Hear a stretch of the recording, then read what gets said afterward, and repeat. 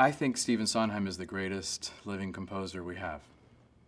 And I've been so fortunate to be able to work with him in my career, and now especially having this close relationship with him on this film has been amazing. You know, he is, he's so many things. I mean, one of the things I know that actors love singing his material because he is an actor himself in a way. You know, he writes for the character and specifically for everything about that character. Their wants, their needs, their fears, the vulnerability, their joy. Cinderella has a song called On the Steps of the Palace. And on stage, the action of the song has happened off stage. So then she comes on stage and speaks directly to the audience and tells the audience what has just happened to her. Well, you can't really do that on film because there isn't supposed to be an audience there. You know, in a theater, you're sitting in a very sort of, you know, artificial place where there's an audience and a stage and a proscenium, etc. But on film, it's a very realistic medium. So it has to seem very real, and it has to happen sort of in the moment. So we reconceived that, the three of us, myself, James Lapine, and Stephen Sondheim as a team, reconceived this so that it would happen in the present. So that actually her number happens on the steps of the palace in the moment when she actually gets stuck in this tar that the prince has thrown onto the stairs to stop her from running. And then she has to make this decision in a moment. And we froze the action so that it all takes place within a second. It's a moment, but we've extended the moment. And so there's a stylized version of this where everything is frozen, where she sings her thoughts in the present time. And Steve Sondheim wrote new lyrics for it. James Lapine, you know, reconceived this, and we sort of made it work for film. What's interesting about film versus stage is that, you know, you can bring the world to life in a completely different way.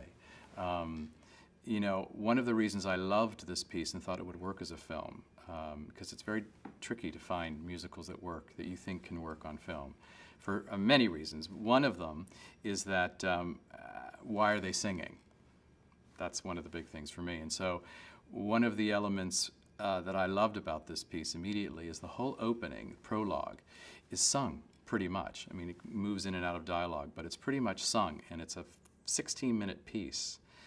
And it introduces the language of the film. And because you have that language, you then understand, oh, that's how we're going to be told the story.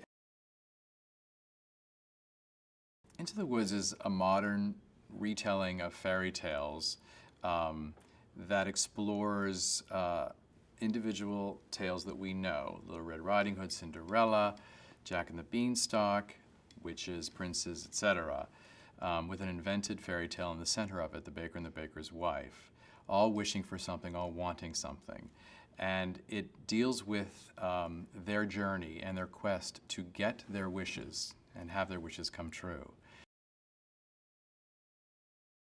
All these characters go into the woods to find, ultimately, to get their wishes, and then they realize the consequences of their wishes and what they have to do to get it.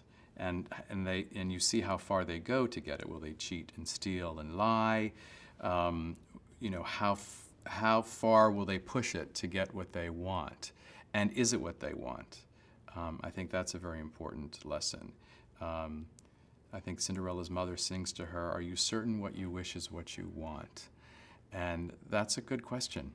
And that's why, even in the sort of heightened surreality of a fairy tale, in many ways, this piece is very much about the truth and about reality.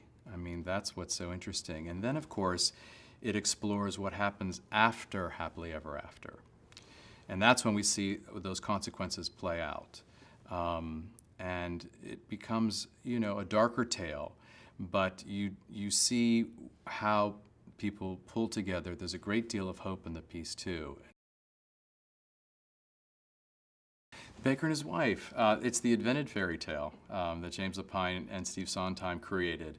And it's really us. It represents us as an audience. You know, we follow them the most because, in a way, they are They are sort of the most real in a way. They're dropped into this fairy tale of all these other characters, and they very much want a child.